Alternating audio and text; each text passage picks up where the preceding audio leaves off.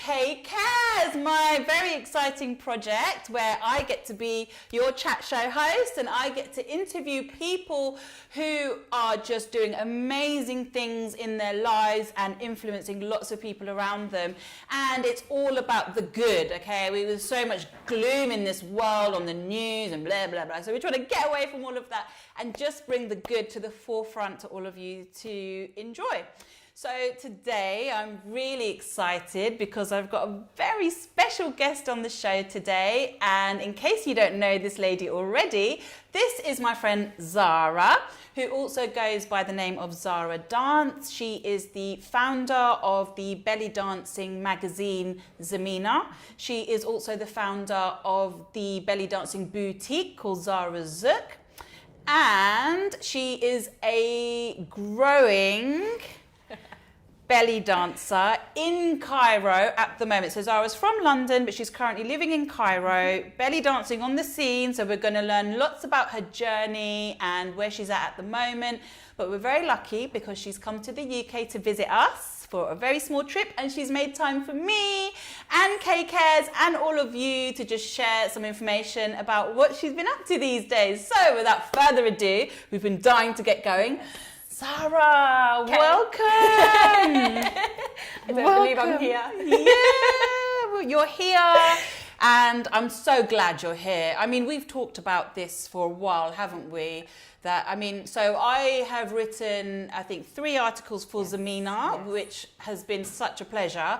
Yeah. And then I kept noticing that, Zara's just working so hard and she's interviewing everybody else and she's working here, working there. And I just thought, you know what, this girl, she now, it needs to be reciprocated. And that's what KCARES is all about, giving back. So we kind of talked about doing an interview for Zamina, but then actually, as I'm launching my KCARES project anyway, I love it. It just worked out perfect for us to do this, and you be my first guest. I feel honoured. I feel overwhelmed, honoured. I'm not going to lie, I'm a little bit nervous. I'm used to, as you said, running Zamina, doing interviews with lots of other people or hosting them for their articles, but yes, it's a bit weird being the other side. I can imagine. This intense with cameras and, it's exciting. I'm excited, but a little nervous. So, yeah. And thank you for having me. Oh, it's a pleasure. It's an honour, and I'm so glad to see you. I haven't seen you in ages. Haven't seen each other for so long. We've been on contact online. We work together. We've done so many projects together online and through. From a distance. But seeing you today has been really it's been a bit surreal, to be honest. It's been surreal. We haven't even started the interview. And it just kind of shows that, social media has such an important part to play in the development of people's careers and images. And, you've done really well to actually build this almost brand for yourself where I don't see you in person, but I see you on Facebook, I see you on social media, I see the videos, I see clips of you dancing, I get your newsletters, I see you plugging your boutique, the costumes. So you've almost created this little empire around yourself, and if it wasn't for social media we wouldn't know about it. Exactly. And from what I've seen on social media, you have so much support, Zara. Do you think so? I mean, what do you think? I love my social media following, but you always, I think all of us must feel like this. You always feel like there's other bigger people, there's other belly dancers, you're always comparing your numbers. I'm not going to lie, I would think I put so much effort into building this because you have to now. I hate social media. You're like me. I actually hate it. I'm old school in that respect. So not only that, I'm a little bit of a, I don't know, You're a bit shy, Zara. No, I'm not. I am shy. Shyer than I come across online. Yeah. I've had to learn to be really you got to remember, I come from geeky background. I was a geek as a child. How can I forget? So this is actually Dr. Zara in the house. Also known as Dr. Zara. Dr. Zara. So not just beauty, but brains as well, which is another reason I think you are an inspiration to many women, because, you know, I believe in education, and I think education is so important, and I'm a bit of a geek as well, so I completely get where you're coming from.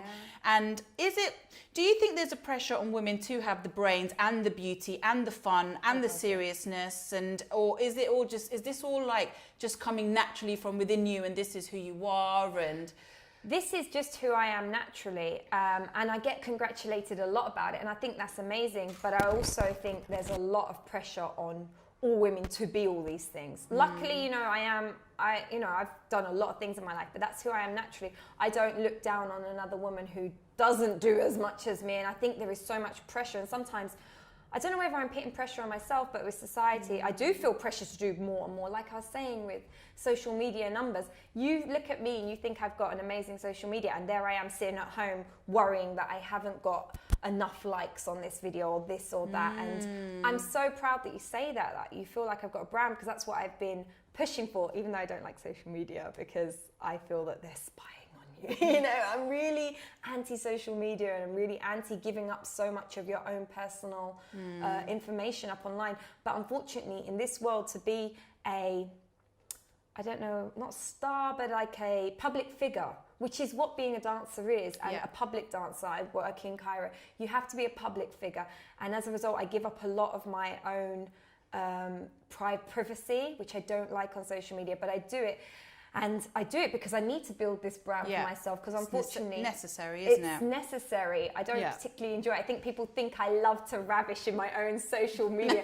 I'm not. I'm sitting at home like pushing, because I need to make money. I need to make a life for myself. I need to make a public figure. And I'm always worried that it's not enough, because I see other dancers, I see all, you know. So it's so interesting. It's about this kind of persona that you have to perceive, but what you're talking about is the nitty-gritty side of being a dancer, and actually, whilst it's a passion, bills still need to be paid. Oh, yes. And, you know, your time, it still needs to be valued and accounted for. And the fact that there's so much that goes on behind the scenes that people don't realise. Yes. Well, I still think you're doing a fantastic job. So let's start with the current. So you're in London at the moment. Yes. You've come to visit your mum, lovely Sandra, who we all know and love. Yes. So talk to me about what you're doing on this trip, what's going on with you at the moment. I know you've been posting stuff on Facebook, so let's start with that. So I'm back in London. I'm here for a couple of weeks. I live full-time in Cairo. Full-time. We'll come back to that in a minute. I live full-time in Cairo, but I come back, and whenever I come back quite often. But I come back, and what I usually do is try and combine a few things together. So I usually come back and I'm chaotic. And this time I'm coming back and I'm doing 2 festivals. I just finished one in Norway. I flew back from Norway, not yesterday, the night before. And I'm going to leave tomorrow to go to the next one, which is in Torquay, which is celebrating dance. But I've just finished a Zamila festival in Norway, which I was teaching. 3 workshops and 2 performances, and then I'm heading out tomorrow to go to Torquay to do another 3 workshops, and 3 completely different workshops. So what workshops did you teach, and which ones are you going to teach? So what sort of subjects are you covering? I taught Malaya and Shabi and Shimmies. Nice. A technique at the last festival, and celebrating dance, I'm going to be teaching a technique, turns and transitions, as well as Majanse. And then, which is hot at the moment. And obviously we're going to come to your video as well. Okay. So Majanse, which is your opening piece of music, I'm going to teach how to do a big opening, and then I'm going to be doing fan veils, which is very untraditional for me, because I usually stick with traditional Egyptian style. But I've been to Celebrating Dance Festival 3 years in a row. I've you know, now what else have I got to teach? But I do like fan veils. It's the only. I'm very, you know, on my props, I try to keep it very simple, but fan veils is one of those, I would say, commercial props that I quite like. So you have just released a video. Yes. Your Majanse video. I've created, so your Majanse is like your opening piece of music. It's how you come onto the stage, which is so important in Egypt. In England, I suppose if you work in restaurants, you kind of do have your opening piece, but If you're dancing haflas, you usually only dance one song. So so it's not the same. It's not the same, but in Egypt, I'll go on the stage and I'll be on stage between, the minimum is 20 minutes. That's quite a short set, but 30 minutes to an hour. And sounds amazing. It is actually. It took me a long time to adapt being on stage so long. I was the kind of dancer that liked short, quick songs and, you know, trying to keep entertainment quick.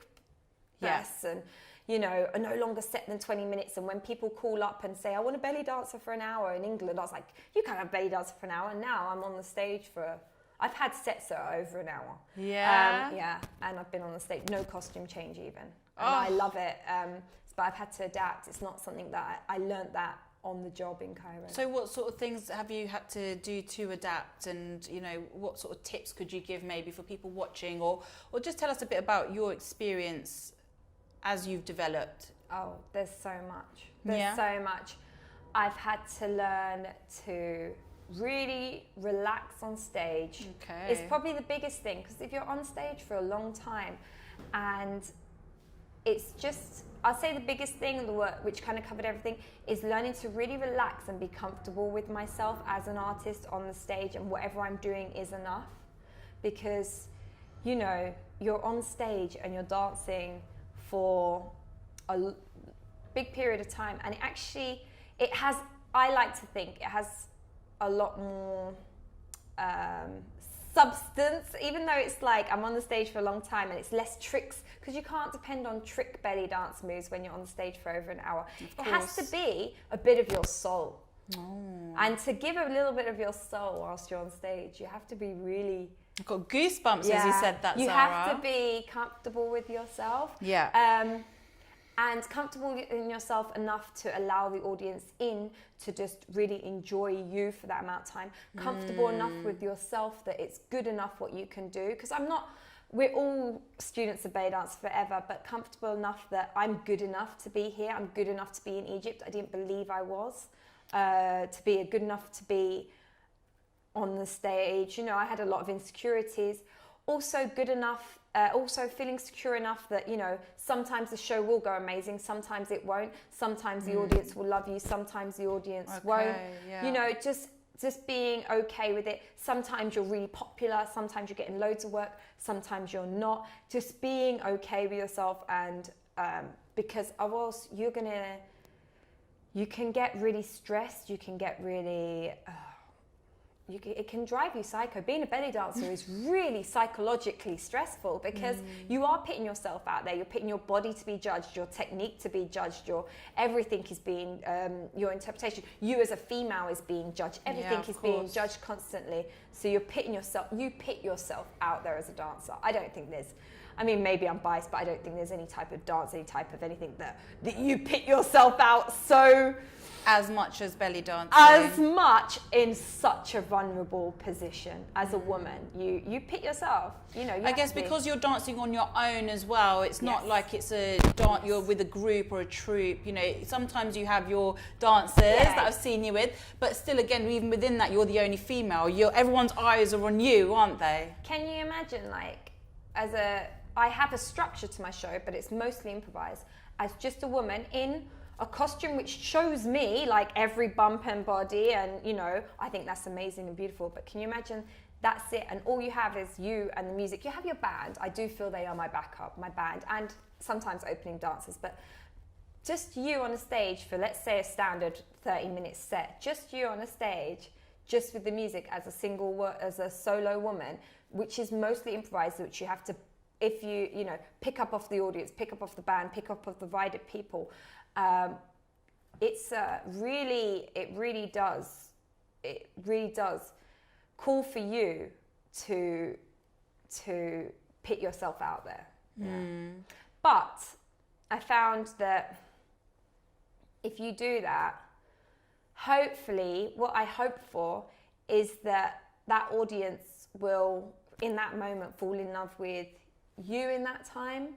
And it's like a two-way thing, you know, you're giving yourself to the audience, but hopefully they will feel comfortable enough. And it doesn't always happen. Some people get really tense around a belly dancer. Because sometimes I dance for tourists, sometimes I dance for religious people, sometimes I dance for, some people it's do a real feel, mixed bag, isn't it? even in Egypt, sometimes people feel awkward around the dancer. But I like to think if you're confident and comfortable enough with yourself, it will allow the audience to be comfortable enough and come with you on the journey. And so it's scary to put yourself out there, but the rewards are like, when it happens, when it goes really well, it's magical. The band, the live music, the audience. And it all just comes together, and it's just, this is where I want to be. Yeah. This is what I want to do. Yes. This is what I've been dreaming of. Yes. And I'm here, and it's happening, and it must be euphoric. Yes, it makes everything else that's awful okay for those seconds. Or not awful. I wouldn't say there's anything that awful. But the hardships and the struggle and the continuous kind of, work and... Oh, yeah. It's not easy. I can imagine. So, so you've just released your video, which you produced yourself. You co-produced. I co-produced the music. So I was saying, you have your opening song when you come out, and it's really important. You've got to really make a big impact. Imagine Say is usually like a taster of what's to come in your show. So there's usually like different types of music in your Imagine Say. It's also, you've got to grab your audience's attention within the first few minutes of jumping on the stage. And also show your personality in that few minutes. So yes, I produced and big dancers in Egypt will have their own Imagine Say music. They will dance it every single time they dance for maybe years, and then they might change their Imagine Say up a little bit. But so I have my Imagine Say it's been a dream.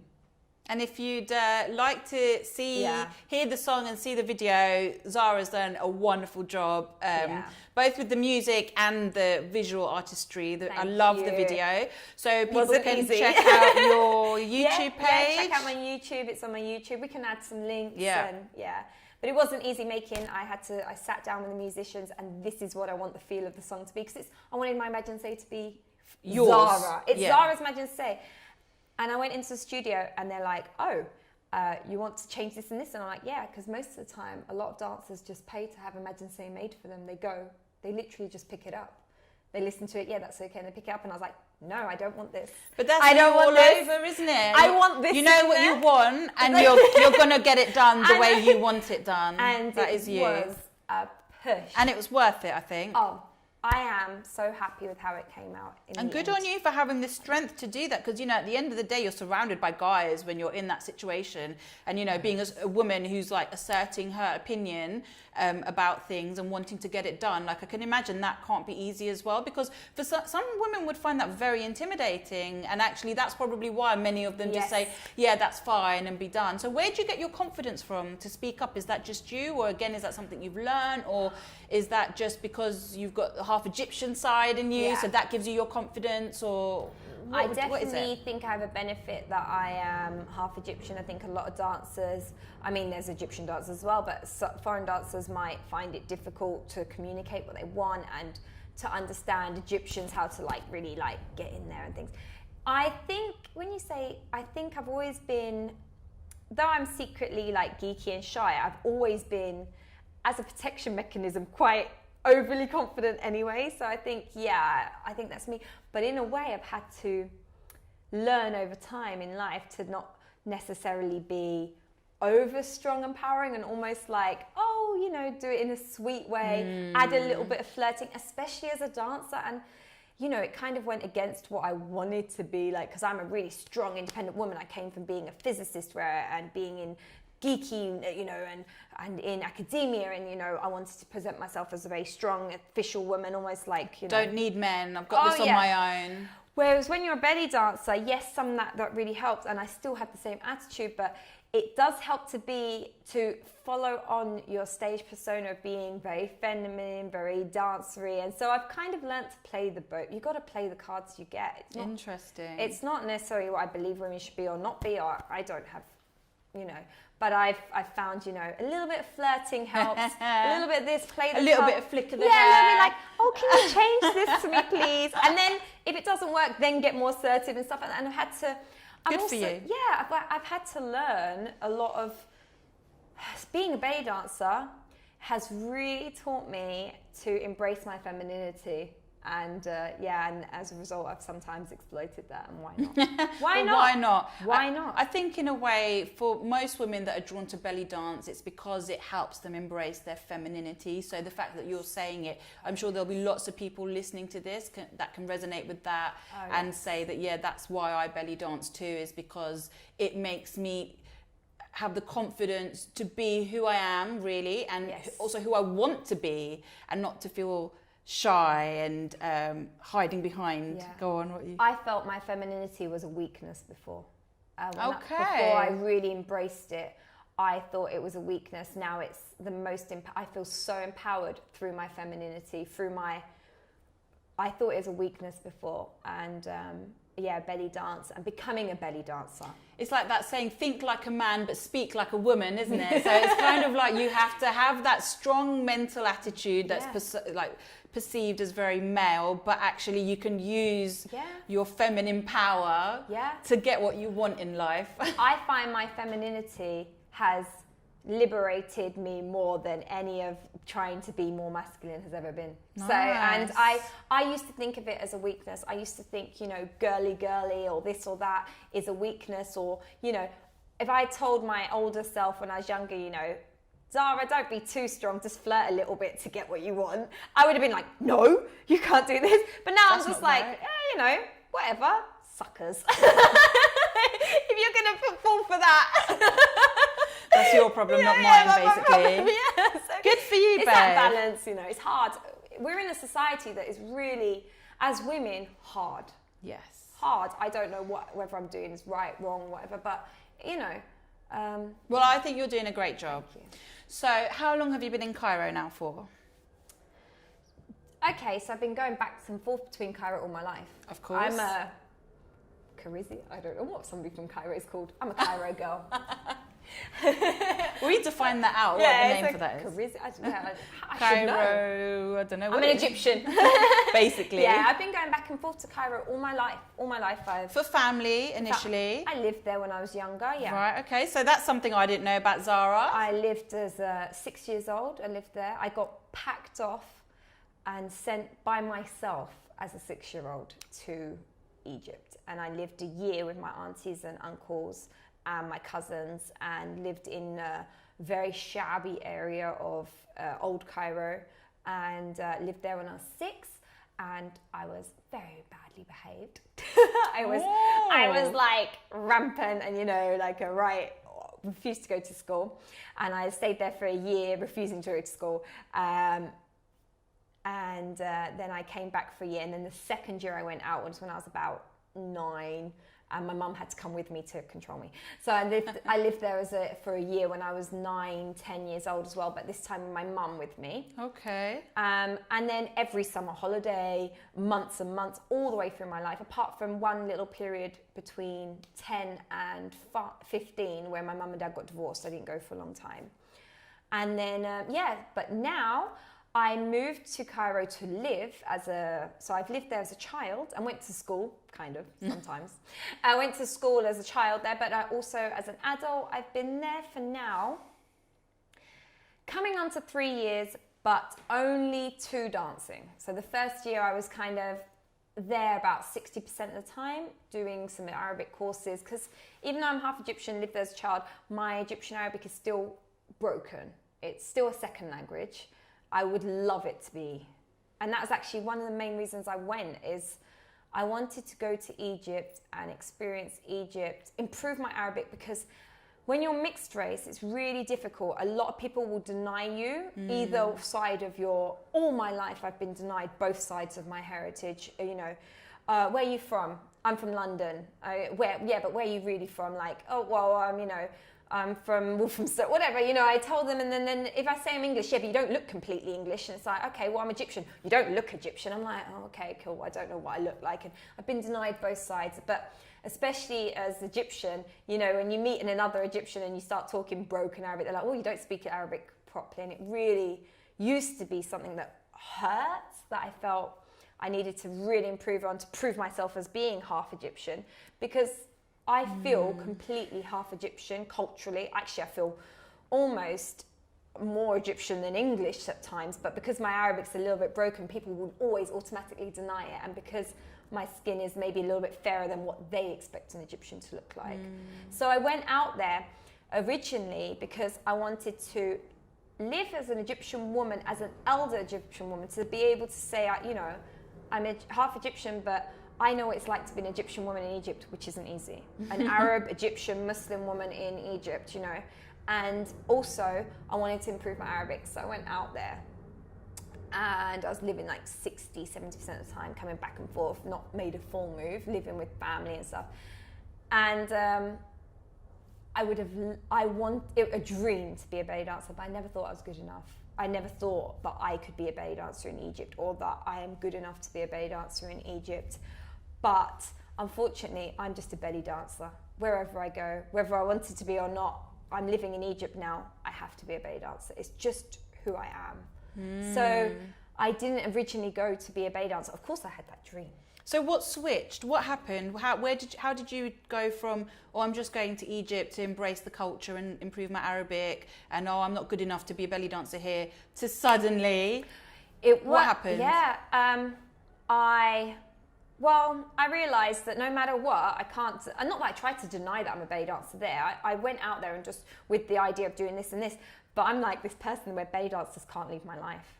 I'm just always involved with the belly dance community. Because I run the belly dance shop for almost 7 years, I would be in the belly dance shopping area, Khair al-Khalili, a lot of the time, Hussein. And you just, word spread, and then somebody asked me to work, and I was like, okay, I'll do a few gigs. Did a few gigs, and then they're like, well, we can offer you some more work. And then it was just like, just fell into it. So just organically grew. It organically grew because I literally, wherever I go, I can't not be a belly dancer. Right. None of this was planned or pushed through, or I'm going to Egypt because I want to be a famous belly dancer. No, it just all came very organically, and almost felt like the path was I really feel like the path was made for me. Wow. I don't know whether it's destiny, whatever you want to talk to it about. I really feel like this is who I am. I couldn't ever have gone another path. Yeah. Yeah. So from my perspective, we've known each other 10 years. Maybe even Maybe more. a bit longer, actually. Maybe more, who knows? Yeah. When we were both at the beginning, just kind of humble girls. Yeah. Just in awe of belly dancing. And from my perspective, seeing you from, I think we met through the Nafora shows in Finchley, I think. Some shows, Hafla shows, yeah. It was Hafla shows, I think, way back. And and then obviously when you're in the community, your paths crossed. And I think 2009 was the year that kind of belly dancing blew up on Facebook as well. And there was this popular, kind of explosion, and suddenly everyone knew everyone and could be with everyone, and it was magical, actually, from my experience. In the sense reminiscing. It was compared to today. Now it's different. I mean, it's grown 10 times more, but it is a very different feel. But bringing it back to your journey, I mean, where you started, Zara, from where I've seen you, kind of, you know, more in the background. I mean, I've always seen you dancing from the beginning, whether it's, you know, as a performer or just with the DJ being on or whatever. But, you know, you've always been there on the dance floor, almost like, you know, often the heart and soul, life and soul of the groups around you and creating that atmosphere. And then, you know, to see you start Zara Zouk came first, didn't it? So you started your boutique, which was perfect because at that time it was needed. You saw that people wanted to buy costumes, but how are you supposed to get them from Egypt? So, you know, you created that bridge that people were looking for. And then you started the magazine, which, I mean, I from what I see, again, it seems as though you've got quite a concrete number of followers and subscribers, and, you know, people that are keen to read the content. And the content of your newsletters is great. You're keeping it fresh. You're calling different writers, and you're always promoting not just your stuff, but things that are going on in the wider community. And then to see you kind of start all of that and, you know, doing your gigs here, and then to take that leap and go to Egypt, which is essentially the heart of belly dancing, and to place yourself almost in a vulnerable way there, kind of, you know, what's that saying when you're someone caught in the, I can't remember now, edit that out.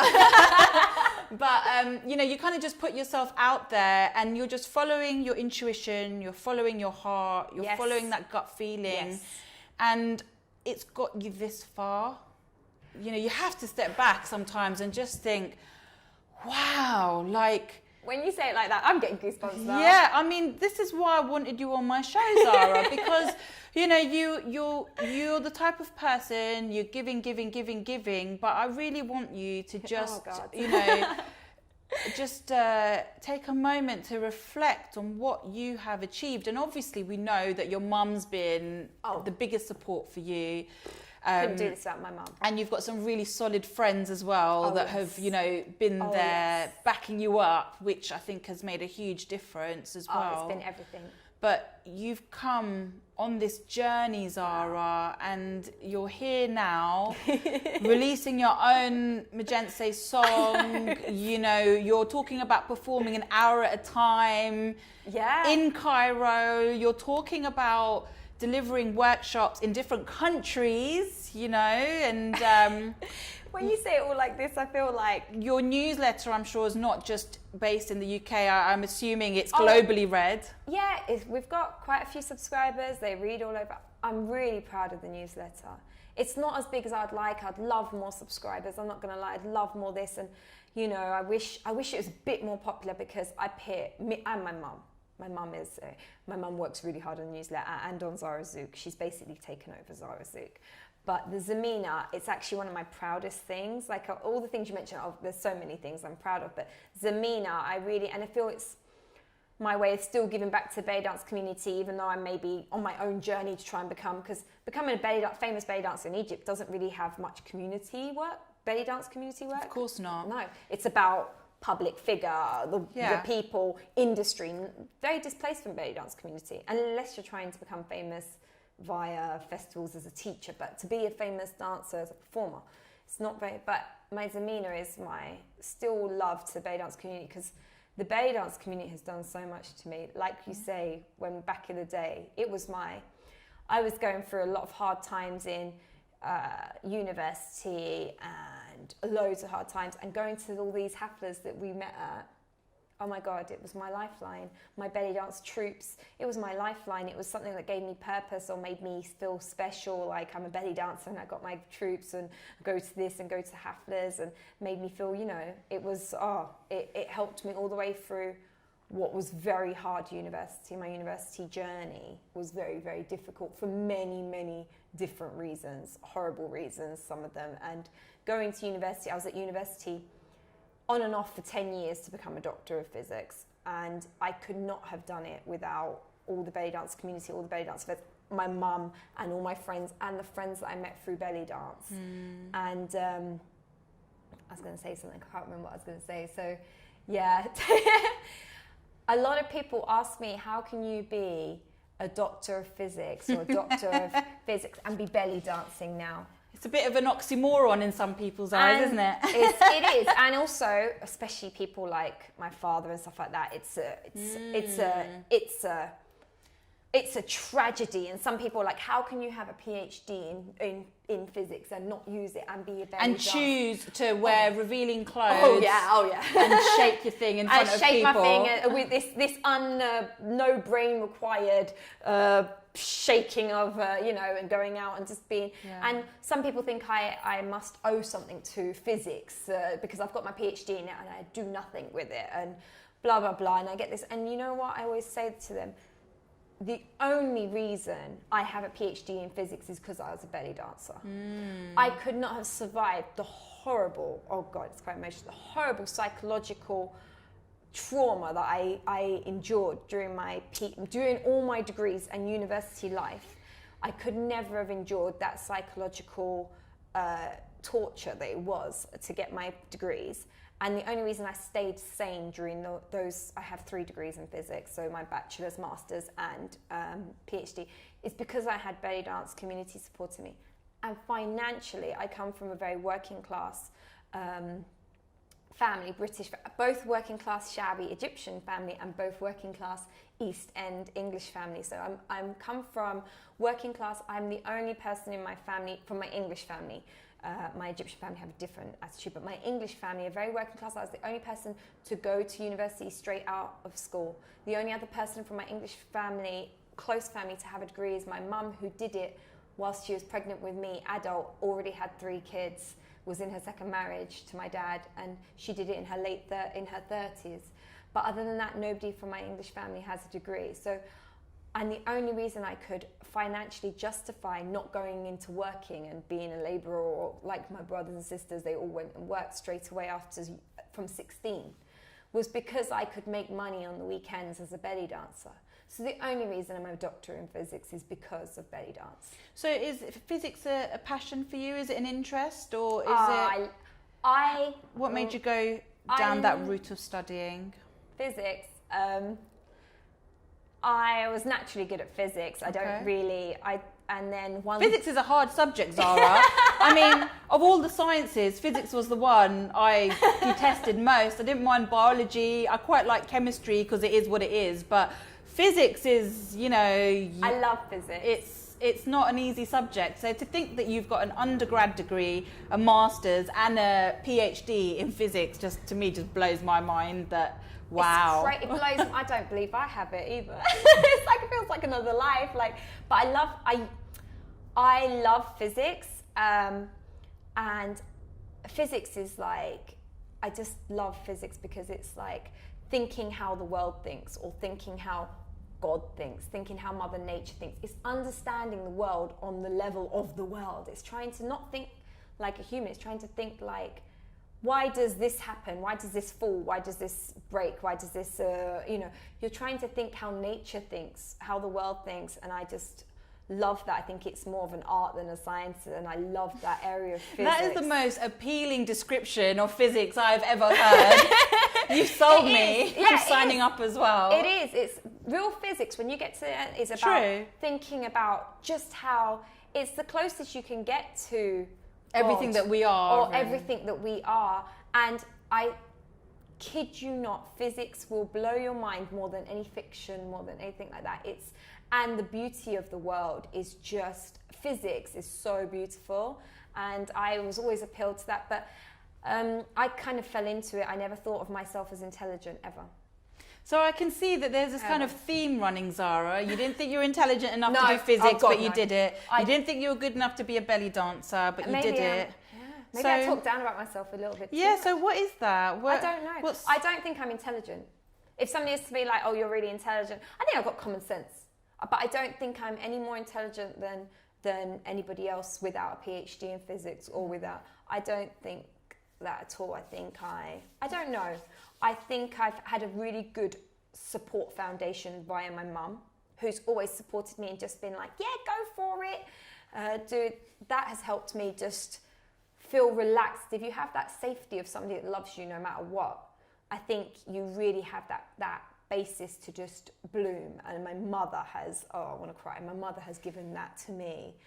Just her reassurance that if I didn't do well, it doesn't matter. It has just made me bloom in anything. And then just had some great teachers, physics teachers, that just told me, you're good at this, Zara. And I just like that feeling like, oh, I'm good at this, and then carried on. Unfortunately, at university, I was faced with a lot of, university was a big culture shock for me. I'd never been outside of my own class, outside of my own comfort zone or whatever I knew. And I actually went to Oxford University for the first year of my undergraduate. And I never thought I'd go to Oxford. I came from... Wow, Zara. I mean, the story just gets I applied to Oxford as a joke. Oh, I'm not and you joking. got it. And I got in, and I was so unprepared for it, and it was a gut-wrenching, horrible year, and I actually got very sick. Something outside of physics, actually it's kind of Bellydance related, but I got physically sick. I couldn't stay there, and Belly dance related. Yeah, kind of. It's Okay. not a nice story. Oh, we'll talk about that when the cameras are off. Yeah, well, I don't know. It's a story of my journey. Is it something you can elaborate on at all? Because that's obviously, mentioning it, so it's played a big part without taking any names. I was at Oxford. I moved there. It was a horrible time because I'd been moved out of my class, and I was with all these posh people that had been trained to be at Oxford, or even if they weren't from posh, they might have been from grammar schools, a few state school people, but they were prepared to go to Oxford. I had literally just applied to Oxford as a joke because somebody else in my gang had applied and he thought he was so intelligent. I just applied to shut him up, right? So I was like, I'll apply as well. And then he's like, and I didn't even know how to apply for Oxford. There was a list of like colleges, and I was like, what's a college in a university? It was very weird experience for me. Anyway, I applied, somehow got in. The guy who also applied didn't. Look so he at shut that. him up. And then I got in. I went there and I was naive as hell. All these people had trained. All these people, most of people coming from public, like private schools, had already learnt the first term of that, like their degrees. They were so much more ahead. I realised how much of a separation in class and how much privilege you get from being, prepared to go to Oxford, conditioned to go to Oxford, where somebody like me, I didn't know what I was walking into. I was walking into Harry Potter land, and it was just hilarious. Anyway, it didn't really work out. I hated it anyway, and kind of a blessing in disguise is I actually fell sick, and I moved back, and I transferred to King's, and I finished my degree in King's, my first degree in King's. And but it was kind of a blessing in disguise because it was a good excuse to leave Oxford, where I didn't feel comfortable, and I suffered a lot of classism. I suffered a lot of people taking the piss out of how I spoke. So before I went to uni, so I've been to quite a few posh universities. I went to Oxford, King's, Imperial. So I've been to quite a few posh universities.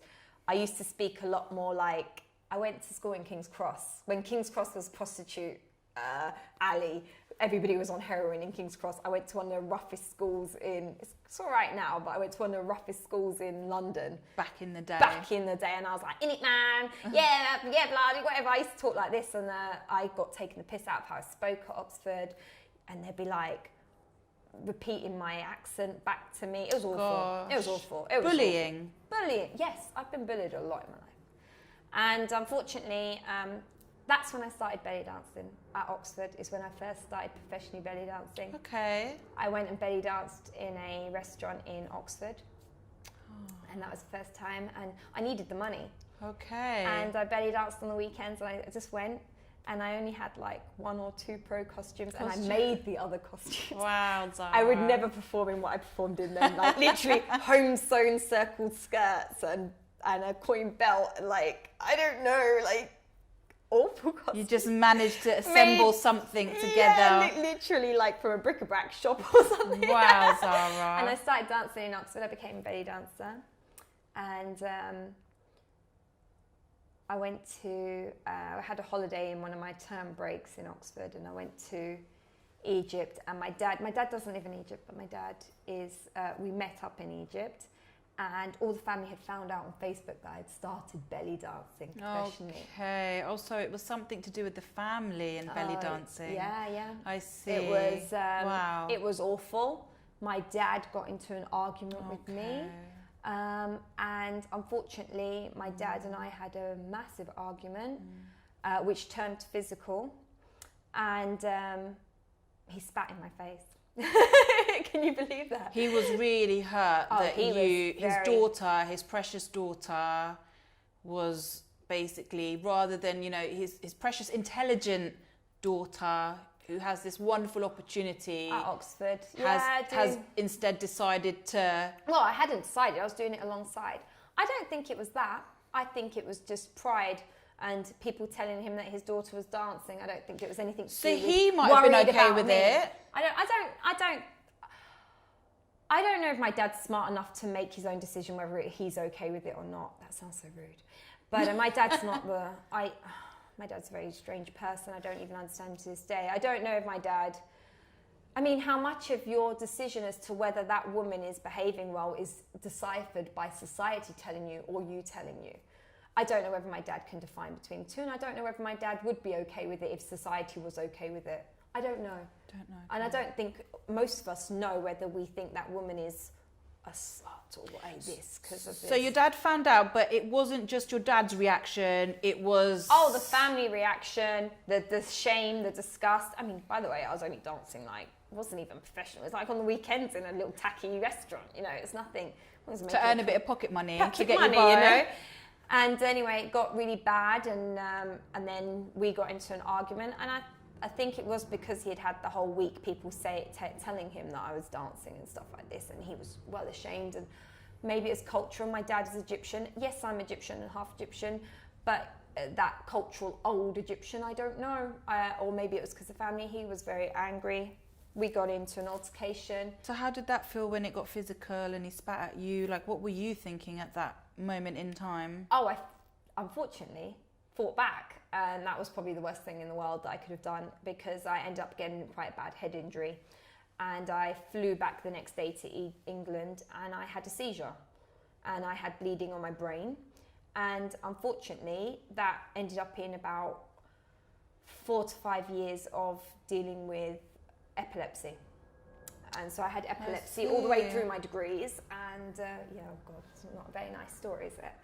And but it's the truth. It's the truth. And I had to move from Oxford because I had several seizures. I couldn't get it under control. It was a few years before I had it under control, and and then I had to move from Oxford. Ironically, my dad thinks I dropped out of Oxford because I had got involved with boys or something like that, and I was, because I had a boyfriend whilst I was at Oxford, and he found out about that as well. And it always, because you weren't concentrating, it's like, no, Dad, it's because you beat me up, and I ended up in hospital, and I couldn't handle it all with everything else that was going on. But people, I think it's self-protection. I think it's better if he tells himself that story. There's a lot of cultural infringement there as well that goes back so far that unless you take time to actually look within yourself and look to healing yourself, you can't untangle yourself from it. It's very difficult. It's very difficult. But for you going through that, I mean, I can't even imagine to have a health implication as a result of that because of your choice to belly dance. I mean, for you... And it caused a lot of other trouble. So I had my epilepsy. I managed to get that under control, which was awful, having just epilepsy. But because it took a while to get under control, I had an accident I transferred to King's. I managed to finish my degree there and did very well. Congratulations. I came first in my year. What, Zara?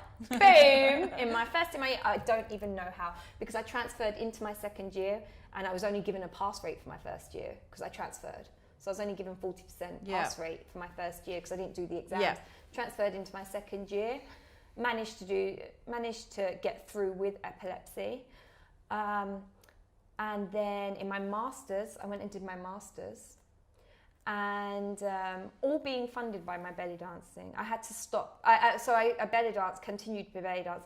But I then did my masters, and unfortunately during my masters, I had a seizure, and actually it was in the last year of my degree, actually, not my masters. In my last year of my degree, I had a seizure because it still hadn't been under control, and I burnt my leg. I have massive scars all across my leg, and I had to have a skin graft from the top of my leg to the bottom of my leg, and I was in hospital for a long time because I had a kettle. The seizures weren't under control. I burnt my leg, and I couldn't dance properly for a very long time. Gosh. The injury on my leg resulted in my ankle later on caving in, and as a result, my knee popped out of its socket, so I had to have surgery on my knee. All this came from that one incident. And I couldn't dance because of my knee, couldn't dance because of my ankle, and for quite a few years. So that was a big break. And then I managed to get the epilepsy under control, and now I'm not even on, now it's completely gone. It was like, as it came, it went. I took drugs for a few years and then you wean yourself off the drugs, and I haven't had At a the seizure moment. for like 5 years. God. Yeah. So that's all sorted out. My knee is okay now. I still have scars, which was one of my biggest insecurities about belly dancing, especially in Egypt as a professional. I never thought I was beautiful enough or good looking enough, and I have horrible scars, and I'm not, skinny enough, pretty enough, gorgeous enough. I have body scars. I have this, I have that. Oh, I have stretch marks. I have this, and all these things. I'm not good enough technically. I'm not good enough this. I'm not experienced enough. Made me think that I could never be a dancer in Egypt. And being okay with my scars has been one of the things I've had to learn about to be a belly dancer in Egypt, or just a belly dancer, is just embracing and being okay with how I look. And it's okay for the now, okay? I might not look like the most beautiful belly dancer in the world, but it's either that or you stay at home and do nothing. So I've really had to embrace things like that, yeah. You've gone through so much, and where does so how are your family with you dancing now? Are they okay with it now? Because obviously a lot of time has gone on, and or is it still something you don't really talk about? So my family in Egypt, only a couple know I'm there. Okay. And from the couple that know I'm there, only one knows that I'm dancing there. Okay, so it's very much kept under wraps. But unfortunately, because of social media, because you have to, I tried to close my social media down, but unfortunately, that suffered in my employment. Sure. You have to be big on social media. I Yeah. don't want to be. And You'd rather just do it quietly so no one comes to know about it, and you just kind of, but you can't. Yeah, You can't. In today's world especially, unfortunately, you can't do that. Unfortunately, you can't. You have to be big on social media. So I've had to open all my social media to be successful as a dancer. Yeah. Unfortunately, that means most of the family know. They all know secretly, but nobody confirms. Okay. It's all hidden under the carpet. I think some of them know, and they're upset that I haven't told them that I'm in Egypt because I live there secretly. But the moment I confirm it and we bring it out and it's all above the table, they have to do something about it. And I don't want to put them in the position where they feel that they have to say something. And so just mull along. What it is it's not easy, and it's not. Of course, it's almost like what I'm hearing is this constant battle, whether it's, sort of almost, it's like, who is Zara? She's the physicist, she's the belly dancer, she's the quiet girl, Muslim girl living in Cairo that wants to learn Arabic. She's this outspoken London girl with her Cockney slang studied in King's Cross. It's like there's so many dimensions to you, which is what I think adds to your layers and is why women support you, and you've got to where you have, not just through your hard work but from the sincerity of who you are, which really comes across. I want to go to belly dance trophies. Oh gosh, belly dance trophies, Zara. That's a long time ago. Where was that in your career?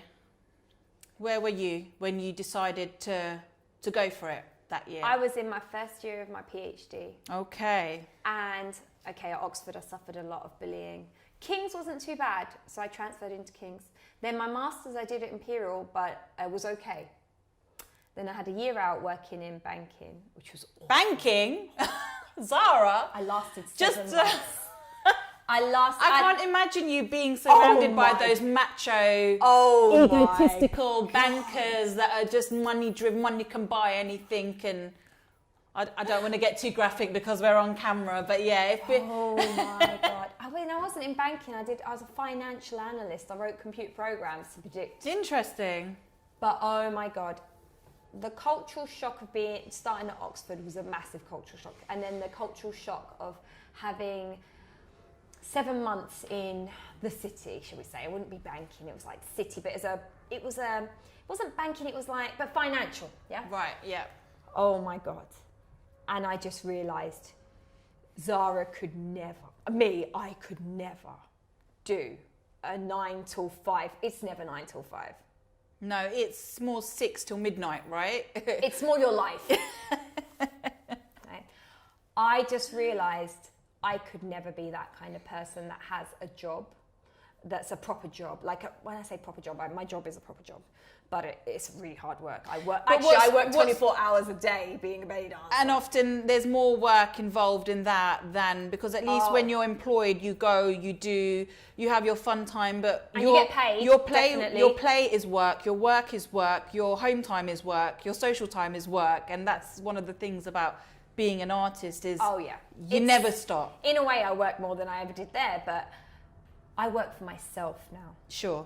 I work for me, myself. Everything I'm doing benefit. And when I was going to work, to make these rich people richer. Yeah. And the sacrifices I made, which was very little because I was an awful employee. Very awful employee. But the sacrifices I saw that everybody else was making was to make this rich. My company was a private-owned company. It was an investment company. Okay. Private-owned. This family was like the 50th richest family in the world. Blimey. Right? And these people wouldn't go home and see their... I don't want to judge because, you know, Everyone's circumstance is different. Yeah, working parents, you know, I don't judge working parents. But these people were working late at night, missing their children's play, which some people make that choice. But to make these rich people richer... No, to me... Not for you. Not for me. I'm getting out of this. I got out of it, went and did a PhD. So I did my PhD. I was in my first year of my PhD. If you thought banking was awful, sexist, whatever, oh my God, when I went into my PhD, I did my PhD in laser physics. It's such a masculine area of physics. And my lab had never had a girl in for the past God knows how many years. And I joined and they were called... the Atto Boys. They had it because we did Atto Second Science, laser physics. Right, okay. And they called themselves the Atto Boys, and I joined a cool lab of all these Atto Boys. And I remember one of the guys came to me and he goes, "You'll never be an Atto Boy." And that was what happened to me in the first... So he actually came up to you and said that? Oh yeah, that's the lab that I'm joining. Or we can't be the Atto Boys now that you've joined. And well, how did you react? I was... You didn't punch him, did you, Zara? Oh, I wish I did. I was very small and like this. Okay, so it wasn't I your went and cried bravado face side. No, it was he actually hurt you. Not only that, I wasn't as confident. I wish I was now. I wasn't. I mean, I was building up to this, but I never used to be. I really class myself as a strong feminist woman now. I was not back in the day. I've had to learn to be this, and I didn't know what was going on. I wouldn't even have classed that as sexist or anything like that. I didn't know. I thought it's something that was wrong with me. I thought that I wasn't smart enough. They didn't think I was smart because I'm also quite loud and bubbly and stupid and a bit bimbo-y, you know. And because I'm just so okay with myself. And that was interpreted as she's an idiot. And she's, you know, again, like in Oxford, because she has an accent like that, because she's a dunce, you know, or so stupid. So I was classed as stupid quite quickly in my PhD. I struggled. I hated it. I was not an Atto boy. I went and did Bellydance trophies as something on the side. And you went on to win it. The second year, yeah. The first year I had to drop out. I had to go do a physics conference. And then the second year. But Bellydance trophies seriously helped me through my PhD. It gave me a project. It gave me something that I enjoyed. I looked forward to. I would sit at my desk depressed as hell in my PhD, but I had Bellydance trophies. And so, I did it in my first year of my PhD, and then the second year of my PhD as well. And I think because I was so failing in my PhD at that point, I was just so not included, so not doing as well as I wanted to. I really pushed in Bellydance trophies, and I really dedicated myself. And that was, I think, a big step change. I think Zara was always just this belly dancer in the belly dance community that sold a few belts on the side, like a Zara Zouk on the side. But Zara Zouk wasn't really anything solid. It was okay, but not... Still establishing itself at that point. And when I won Bellydance trophies, I feel like, it was a change. People respected, I earned a bit more respect. And maybe it was just in my own head. Maybe people respected me as a dancer before that. I don't know. Maybe people liked me as a dancer before that. I don't know. But when you had that, I've won Bellydance trophies, which was not an easy. It was an amazing Bellydance competition. I have a lot of respect for the competition, and it wasn't just you turn up on the day like some of these competitions you see. It was over months. Yeah, well, I took part in I think the first one, and I came fifth. Yeah. And it was not easy. It wasn't hard. It wasn't easy. It was hard, and I can appreciate the amount of time and preparation it needed. And I think for me personally, when I did it, I didn't have enough time, and I think also there's this, you know, some people kind of, if they doubt themselves, they kind of make excuses. Oh, I haven't got time, and I can't do this. And I think I, in a way, sort of fell into that as well a little bit, because, you know, it's a natural defense mechanism. That, you know, what if people judge me? What if they don't like my dancing? What if they criticize me? What if this? What if that? So hearing your story of what you've gone through to then throw yourself into that competition and then come first, Zara. In the second year. I don't think, I dropped out in the first year, but I don't think I would have even come fifth or third, or I don't think I would have been placed in there. Because you weren't ready for it? I was a better dancer the next year because I did the first year. Okay, so what did it teach you? How did you become a better dancer from it? I had really good training from Farah Nazri. She was amazing. Who is also in Cairo, by the way. Yeah. I had amazing training. I also pushed myself and did training with other dancers like Tara, who's amazing. Melly Norman at that time as well. I really pushed myself and got some training because I wanted to do well. Yeah. And also looking at other dancers, seeing the level and pushing myself to that level. I think, you know, when you're at Hafley, you can easily just get away with doing a bit of a fluffy whatever dance. But when you're in a competition, you can't. And the level was high. I was really quite proud of London Bellydance scene at that point. So who were the runner-ups? You were number one. Then Roxanne, and I can't remember her name. She's from Sarian. We'll have to look it up. And she was from abroad. Right. And she was lovely. She came second, and then Roxanne came third. And then Roxanne went on to win Miss Bellydance UK. Yes, she did. I wasn't in that competition, but you know, and I made really good friends with lots of belly dancers, and belly dance trophies. Yeah, I made a lot of friends. Okay. But the standard of dance was really high, and that first year was really wow. It was a culture. It was a culture shock. The level of dance, and push yourself. Now it's not about little haflas and dance. It was like I wanted to be the best. Good for you. Yeah, and I didn't think I'd win it. Again, I didn't think I'd win it. Another instance of Zara thinking she can't do something, and then she goes on to do it. But I wanted to give it my all. I wanted to give it my all. You clearly did. Oh, it was either that or I'd give my all to physics and this PhD that was all like crumbling around me. I think it was, you know, if I did well in belly dance trophies, it was okay. So we came to see you perform. I came with a few of my Love the Beat students. We came for one of them.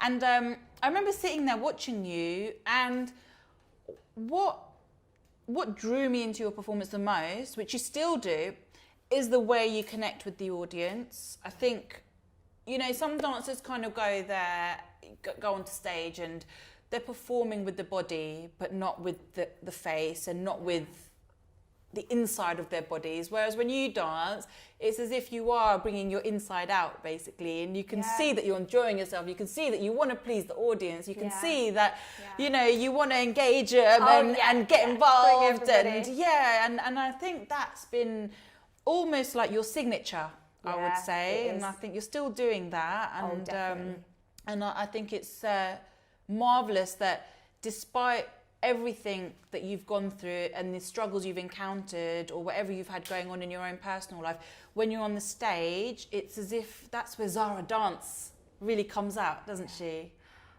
I love to be on the stage.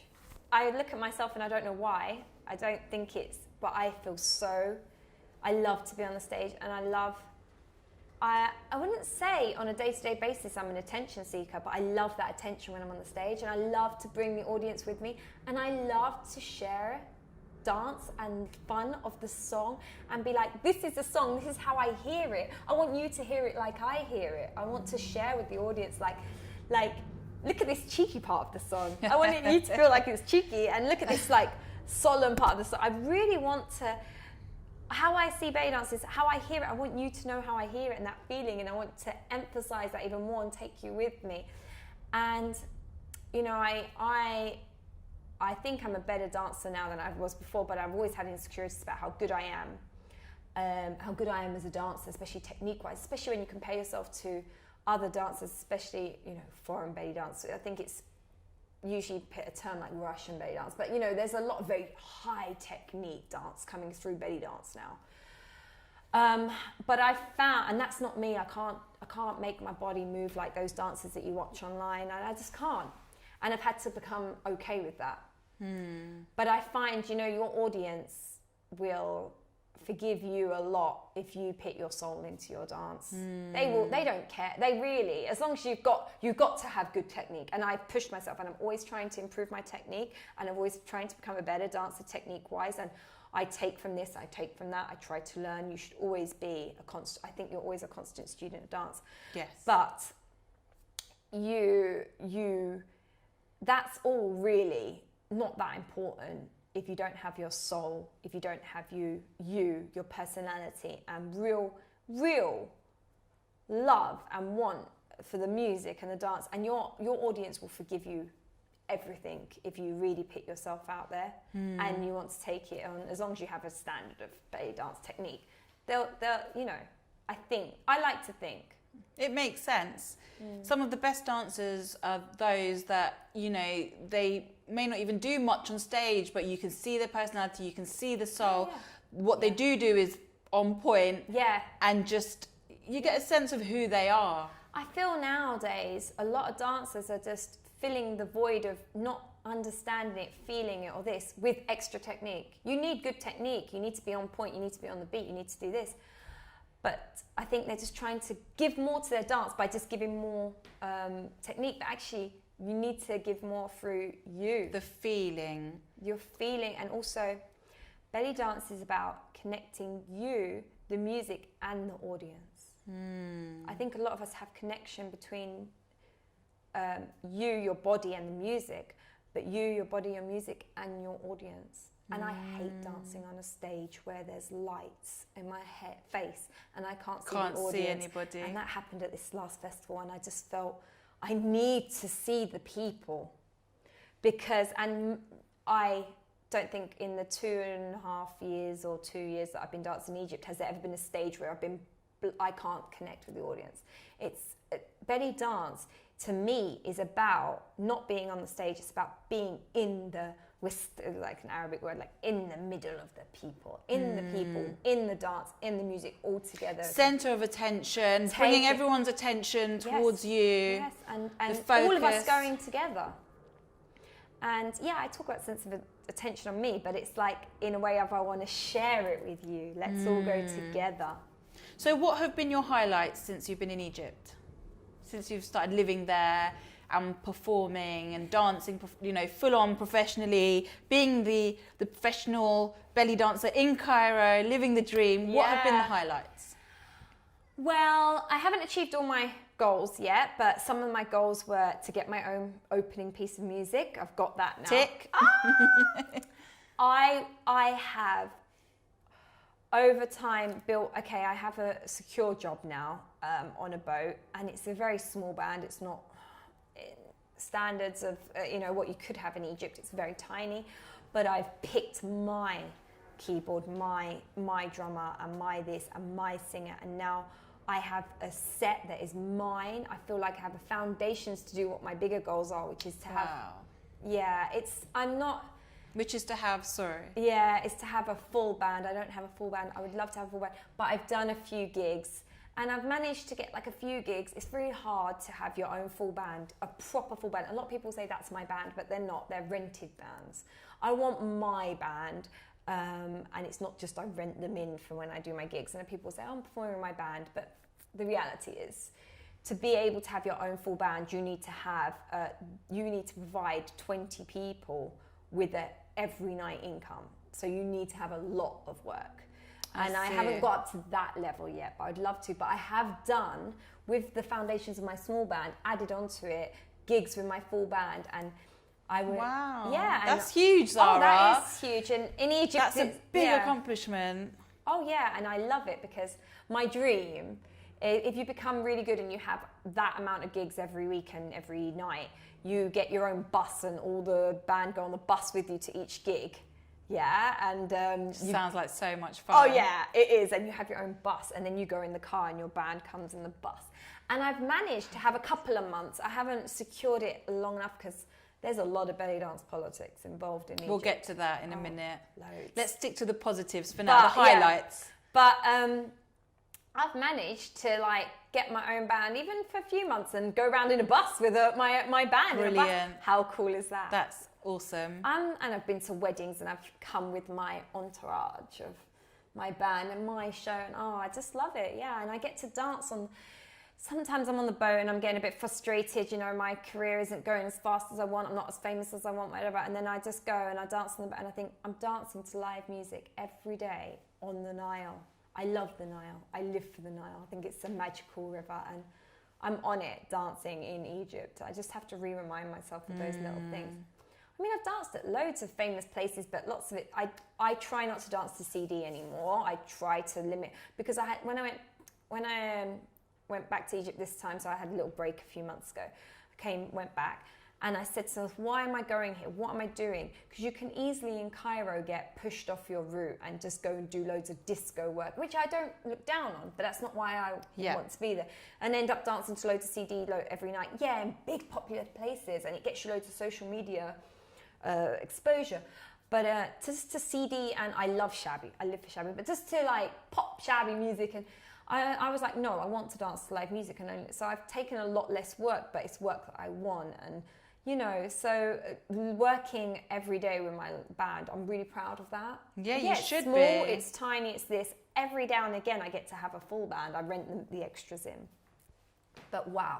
But you've created the foundation of what you want, and that's inspiring, because you know, it's about learning to say no to things. I'm not just saying yes, it's saying no. It's about refocusing on what you want, your dream, and then making that happen. And everyone has to start somewhere. So even where you are now, I mean, Zara, I just have such a positive feeling about, you know, the direction you're going in, because, you know, you're laying that foundation for you, and you know what you want. And, you know, inshallah, touch wood, it is going to continue in that route. It's going to grow, and I'm very sure you're going to get to where you want to be. Thank you.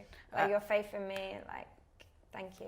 I have complete faith. But you know what? Even if I don't, I've had to learn.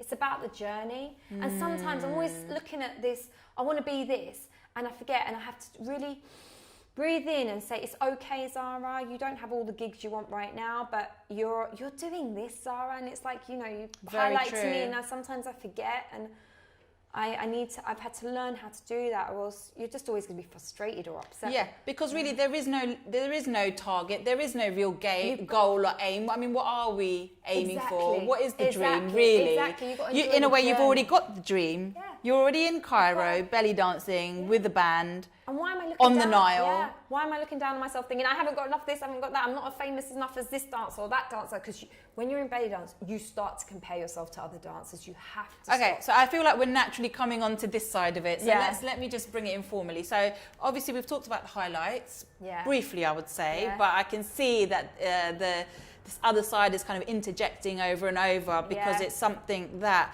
I'm sure all dancers, not just in Cairo, but dancers in general struggle with. But I can imagine those in Cairo. I mean, I can only begin to imagine what the scene is really like. I mean, really like for a dancer. So we've talked about your highlights. Tell me about the reality of being a dancer. What is it like on a daily basis? What kind of things do you have to face or deal with, or is there any experience that you'd like to share with, you know, everyone that's watching, about what it's like to be in Cairo? Because so many people will never get to visit Cairo. So many people will never get to be a dancer in Cairo, but you know, you've made it in that respect. You've come from London, you've gone there, you're doing your thing, but what else goes on that we don't see? It's not easy. No, I can imagine. It's not easy. It's very competitive, and there's a lot of people that You mentioned a lot of politics. There's a lot of belly dance politics. I find that in England, though. I have to say, coming from London, there's a lot of belly dance politics. In London, it prepared me well. Because, you know, I mean, Egypt has more, but I'd learned a lot in England anyway. And I knew the belly dance community or belly dance world industry isn't always the nicest. And it is very competitive. It's very bitchy. It's very hardcore. One of the dancers I did know in Egypt, who was a very good friend that I really respected, when I was hinting that I was going to start, she cut me off, and that was before I even started. So perhaps a bit of insecurity on her side, maybe she... Oh, definitely. She thought I was going to go there and take her job, which I would never do. I would never. But I can, since being in Egypt, I can understand why she's so. Okay. Because it is a lot of people wanting your jobs, a lot of other dancers. So have you experienced that yourself? Oh yeah. Loads of people want to come and take your work, but I try not to think of other dancers as the enemy, even though sometimes I've been effed over by other dancers. You've been bitten. I try not to, because that attitude is wrong and it will make you. I try to think of other dancers as your allies, and that I try to push sisterhood in belly dance, because the biggest tool that those running the industry, which are men most of the time, run in the nightclubs, run in the bars, run in the clubs where everybody wants to dance, their biggest tool is that we as dancers don't support each other. Because they can play us off against each other. They can make us feel insecure. And as long as we're always a little bit on edge or a little bit insecure or a little bit this, they have the upper power of being in. So I try, even though I might have been bitten, not to follow that. And if a dancer did say to me, I'm coming to Egypt, sometimes I get insecure and I want to tell them, why do you want to come to Egypt and take my job? But I always just tell them, follow your dream. This is my advice. I mean, I'm not going to say, come and work in my place. You know, I've got to pay my bills, and she is a competitor. But I do tell her, look, if this is Egypt, I wouldn't recommend working this person. I wouldn't recommend with this person. But if you're ever in trouble, give me a call. I'm here. Okay. I'm not going to say come and take my work, but so I try to go on that basis. But yeah, I've had people take my jobs when they've seen that I'm dancing in places. A week later, I'm not dancing there because another dancer's gone, and they think, well, if Zara can dance there, I can dance there. And that's happened before, but I try not to. It's not as bad as I think it is. There's always going to be a bit of competition, and I try and think of other dancers as things. But I mean, from the first day, my biggest ally out there just blocked me, and this was a person that I really cared about and loved as a dancer and respected, and I would never take her work in a million years, because I loved, you know, this person meant so much to me. To have that on the first day, I mean, that was a big lesson. Oh yeah, it was a big lesson, and and actually it made me very nervous to make friends with other belly dancers. And now I try to put more effort into that, because being in Egypt, you talk about some of the non-highlights, the bad things. It's very lonely. Okay. A lot of belly dancers find other belly dancers competitors. So are they really your friends? Yeah, of course. If you're a foreign belly dancer, you've moved to another country and you're away from your family, you're in a foreign country. Because I can talk from both sides, as a foreign belly dancer and as Egyptian, because I'm both. I'm half Egyptian, half English. As an Egyptian, you can't be with your family. Even if your family were accepting, you can't live with them and leave the house at night with bags. All the neighbours will know you have to be displaced from your family. Yeah. They usually don't accept, but even if they were, you are, as a dancer, on your own. When you choose to be a belly dancer, you have to go, you know. Isn't that dangerous? It sounds a bit dangerous, or is it? It's dangerous because the biggest danger is not, I feel very safe in Cairo. Okay. I feel safer in Cairo than I do in London. It's a 24-hour city. I walk around on the streets at 3 a.m. and go buy bread and milk because everything's open. I feel very safe. The biggest danger is when you're lonely, there's a lot of predators out there that want to take advantage of women that are lonely and have a dream and desperate to be famous belly dancers. And I got tricked very badly by one of the first people that I worked as my manager, and he took complete advantage of the fact that I wanted to be a dancer, that I'm there alone, that I don't have much support. And unfortunately, he turned out to be a very corrupt man. He stole a lot of money from me, and he got physically violent with me. And I mean, at the beginning, it was all lovely, and we had a great working at night. I'm very appreciative of that. And I had a great time, and I managed to pick good foundations, and I learned a lot about dance. But, you know, these almost pimp-like people, and there's a lot that out there taking advantage of dancers, whether they be foreign or Egyptian. These, you know, you're a woman out there by yourself with this dream. You don't really know the industry. You don't really know this, whether you're Egyptian or foreign. You don't really know what you're doing. And then a man comes along that has power, that can get you a gig, promises you this. Or I know other dancers that have got involved with the owner of a place and has then, you know, ended up, you know, there's a lot of sexual favors, lots of this, lots of this, and you can, like, for me it wasn't sexual favors or anything like that, but he was abusive. He ended up, he was very physically violent with me and robbed me, and, you know, I've had some hard things. I've had to come back from that. The reputation, there's lots of gossip about it. There's lots of gossip about other dancers, who they're sleeping with to get jobs, who they're doing this, and, you know, when you've got your dream and you're out there alone and you're doing this, there's a lot of, you know, that is perfect prey for manipulative, abusive people. Unfortunately, they are usually men in these power positions, and people in power exploit their power. And a lot of people that have the best clubs, have the best this, or have the best managers, they want something in return, and they can see you as somebody that takes advantage of you. Of course, yeah. So the biggest thing I've had to really learn, I've talked about this already, about being self-loving and stuff, is also being very comfortable with myself, being very comfortable that I don't want, not desperate to have any job, comfortable with myself that I'm going to take my time, who I work with, comfortable enough that I can live by myself. I don't need any, you know, I'm not lonely, I'm not seeking out any, you know, because a lot of people exploit that as well. And just being okay with where I am in my career and not desperate for fame, not desperate for this, which I never went to Egypt to be a famous dancer. I went because my heart took me there. And my heart is belly dance, so I couldn't not be a belly dance. I wanted to be in Egypt, to be an Egyptian woman and understand what it is and embrace that half of my thing. Do you feel like that Egyptian woman who's embraced her culture, or? Well, it's very different, because even as an Egyptian woman, being a belly dancer is kind of excluding yourself from your... So it's a taboo.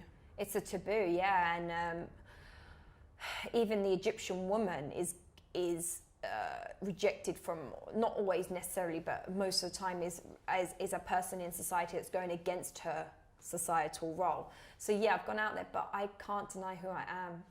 So what do you... I don't wish I could be something, but this is who I am. I mean, I'm sorry if this upsets you, offends you, family-wise, culture. You know, I'm sorry. I wish it didn't. But this is who you are. This is who what I you am. love. This is what you're meant to do.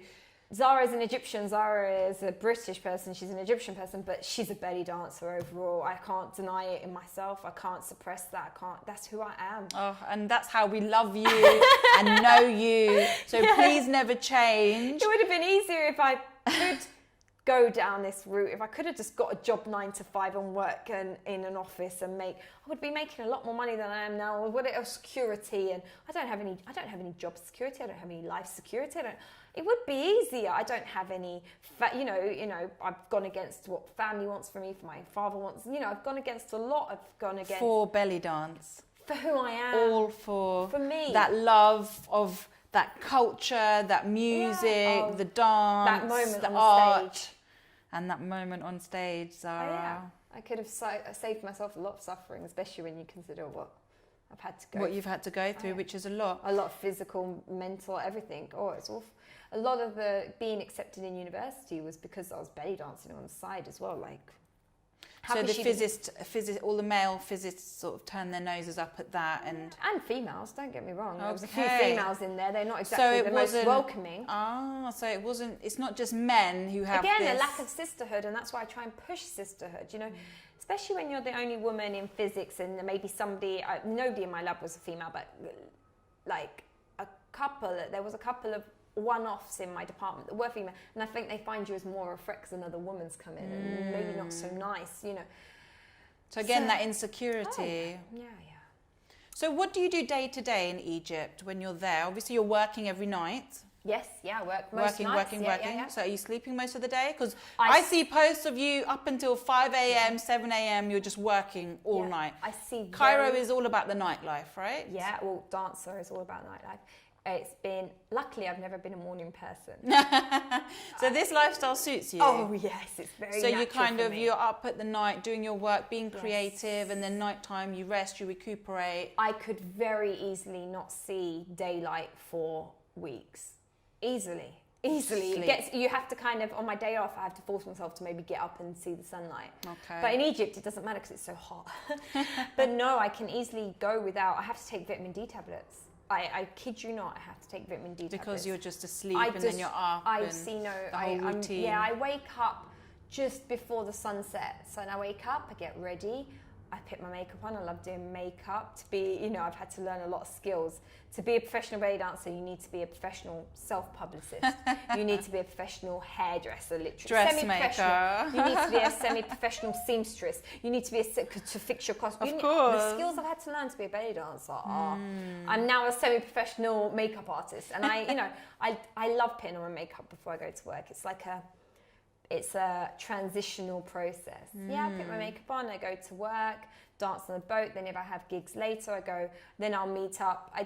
For my daily jobs, I don't really see somebody who's my manager who sorts out my work. But if I have evening jobs after it, I'll go meet up with them, he'll drive me to my gigs, I go do my gigs, and then come home. So it's just work for you? I live No by play? myself. I find Special friend or? No, it's quite lonely at the moment. At the moment. I mean, there's always drama, there's always flirting, there's always this, I have lots of friends at all my gigs. I get to meet all the people I go in, and every gig there's like people I say hi to. I flirt a lot with these and this and that, but so I've got a lot of friends. You must have had lots of guys sort of, ready You'd to... think so, but no, not as much. No, I don't know. No. Zara, I are you wish. telling the truth? It's been over a year, and I found from previous experiences the best thing to be whilst a belly dancer when you're trying to push your career is single, because the politics is just, as a belly dancer, unfortunately, the gossip that comes around with it, like so many people think I have never been married. I swear to God, I have never married in my life.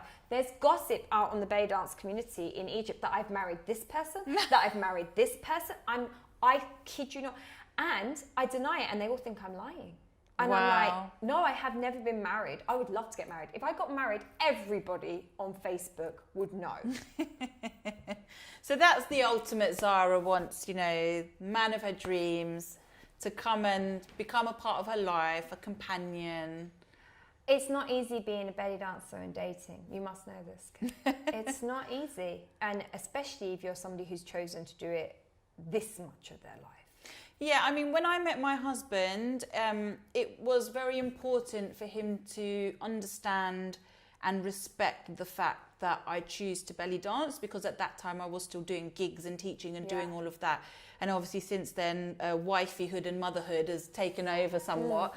But yeah, at that point, for me, it was really important that he, as an individual, as a man, was respectful of the fact that I'm a belly dancer, and not with me just because I'm a belly dancer, or trying to change me, or, just accepting me for who I am. And I can fully appreciate the difficulties that brings. So, I would like to be in a relationship, and I would like to get married.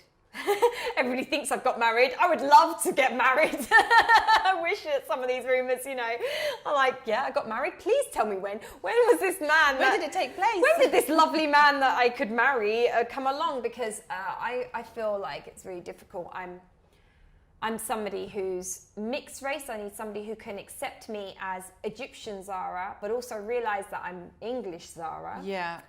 I'm also... I don't like to emphasize this because I'm sure loads of people will write comments. I'm also Muslim, and I'm very spiritual, not religious, but very spiritual. How can I find somebody who's accepting of my British work? And I have working class, quite intense family on both sides. Both sides. How can I find somebody who is, I think dating across classes is quite difficult. More so than dating across races, dating across religions, but somebody who understands that I'm working class, accepts my working class family, because I come with all this package, big family on both sides. somebody who's working class, but then has also got a PhD in physics, who can stimulate me mentally, who also accepts the fact that I'm actually quite very spiritual and quite traditional in a sense of that kind of side of me, and is also a belly dancer and outgoing and can accept the fact that I go and dance. That's a hard person to find. And that I'm very independent. I'm this. I've had a lot of trouble dating, not just in Egypt, but in England, in not just any one demographic of person. That I found it very hard. And and I find I get scared that, you know, I'm becoming more and more of a belly dancer, and I'm becoming more isolated because, you know, being a dancer is this very, you know, I live by myself now. I used to live with family, and I'm becoming very set in my ways, and my life is very unpractical. It's very at night. Where do I meet these people? And you can't date within the belly dance world. No, oh of my course God. not. Oh, gossip and all this. So you can't date. So where am I going to meet this person? I have the most unsocial hours, and I'm getting more and more set in my ways. My life is so on my terms. I don't go to, I mean, okay, I can have a manager, but I accept the work. He's like my secretary, you know, he takes my bookings. But I'm the one who selects where my bookings are. I choose my own band. I do this. I choose when I eat. I choose when I do this. My life is so Your life is free and fully in your control at the moment. Yeah, and to do with it what as you please. Yeah, I feel worried. I don't know how anybody could fit into that. But I mean, but is it such a big deal whether you meet someone or not? Oh, I would love to get married and have children, but it's just not an option that's come its way this yet. And what can I do? What can I do? Stop my life and start looking for something? Absolutely no, not. Exactly. So Absolutely I have no not. choice. I just have to live my life, and if it comes along, it comes along. Yes. Dating, you could have a whole new interview on Zara. I am a PhD. I think we should. I have a PhD in physics. I am a successful belly dancer. I run my own shop, my own business. Of course. I run my own magazine. Wow. I love doing things like web design. I do this, I do that. Dating? Failure. If you want to think It's like overload for the humble man out there. Oh no, but it's not even that. But if you think like, oh, I could advise you loads of things in your life, and I'm very spiritual, I'm very this, there's loads of things. But on dating, I am awful. If people think Zara, she's like, she can do everything, I cannot date. I have the worst taste of men. Okay. They've all been like awful. Okay. I've had, actually one of the big things that pushed me to go to Egypt finally. So yeah, I wanted to go and embrace my Egyptian side. But I had a boyfriend, and I had my heart broken in England just before I left for Egypt, and I had nothing to lose. I'd had my heart broken. I'd finished my PhD. I knew I didn't want to work, and I think that was one of the things that really pushed me as well. Was that the end of that relationship? I just felt like I had nothing to lose, and yes. Okay, being a belly dancer is scary in Egypt, but what did I have to lose actually at that point? So, and you could look at it as though that door had to close in order for this one to open. So some of my bad dating experiences I don't have any regrets, but have definitely made me who I am today. Wow. But dating is something that I am not good at. So if everybody's sitting thinking, wow, she can do everything, no. She is human after all. No. I can't date. I have awful taste. Everything's, that's a real...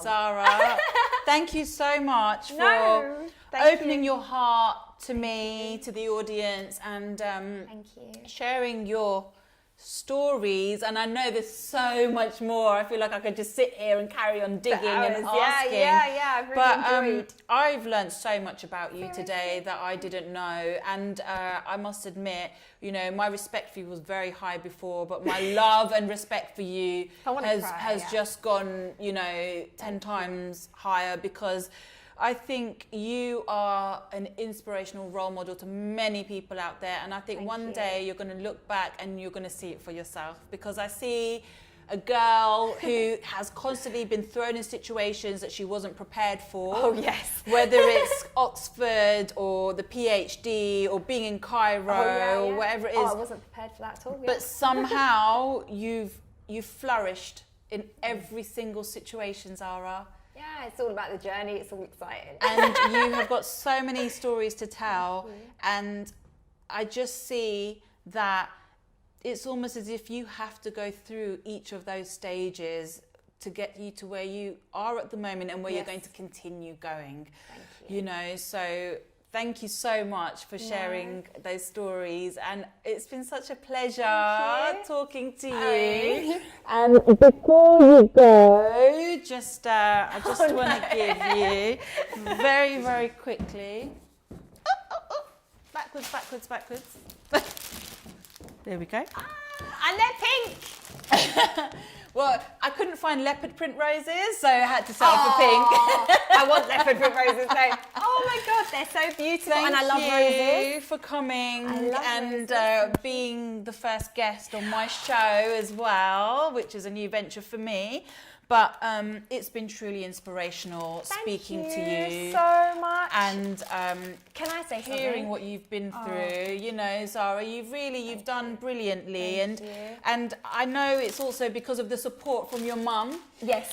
You know, because I have a strong mummy too, and you know, you've met my mum so many times before, and I always meet Sandra, and I think again, it's you advocate sisterhood because you have that strong, warm, supportive yet humble female role model there, and it's so important, and you're so lucky to have that, Zara, because you know, I'm nothing without my often that's what women need, want, lack. So you know, you're so lucky to have that there. So I feel as I've learned so much about you, and because of you, it's like an insight into Sandra. You know, she's done such a wonderful job raising you as my well, mum is pretty cool, and making you into the woman you are today. So you know, hats off to her as well. I'll send her your love. She sent you the. She sent I'm you a sending gift. my love to her. Yeah, I had a gift for you from my mum as well. She sent that. Actually, Richard, I'm so sorry. Do you mind? Could you just pass me the? It's on that speaker at the back, please. On the other speaker. I'll give it. Thank you. Yeah, that's it. Open it up. I'll give it to you. Yeah. So because we can I'll edit this bit out, because then we can promote your Zara Zook and just, you know, do it that way I don't have to promote too. Zara Zook, but yeah, I think we'll do. And I have a little gift for you. This is from my mum, because we talked about my mum a lot. She made you a sage smudge stick. Thank you so much. You can burn this, and it will. This it looks awful though, but it's a lovely. It's a homemade. I love the wrapping. There we go. But thank you, Sandra. I did actually ask for this because I'm very much into clearing the air, and sage is very good for clearing yes, air. exactly. But can I say something to you, Kate? You've also, all the way through my dance career, been an inspiration to me. Like when I first met you, you know, you was running all these haflas, and I thought Kay was the coolest person ever. Oh my goodness! And I'm just so glad that we're friends, and I'm so privileged. Me too. And I've always loved your dancing, and always loved you as a dancer, and everything that you do with Love the Beat. And I'm so proud to be your first guest, and I hope that KCARES, boom! I hope it takes over the world. Bellydance on, yeah. And I've loved it, and I feel so privileged to be here and doing this with you. Thank you. And you're an inspiration to me as well. Thank you, Zara. You, me, and the sage stick. Yeah, and the sage stick. There we go. And on my roses. There we go. Dun. I think it's safe to say this has been a fantastic first episode in the KCARES series. And thank you, Zara. We'll have to call you on again in maybe, you know, the future. When I've got my bus full of all your musicians. All my musicians every night, not just a few. I'm sure you're going to get that. So I'm sure you all absolutely enjoyed that interview with Zara and learned a lot about her, and also feel really inspired by her and her journey.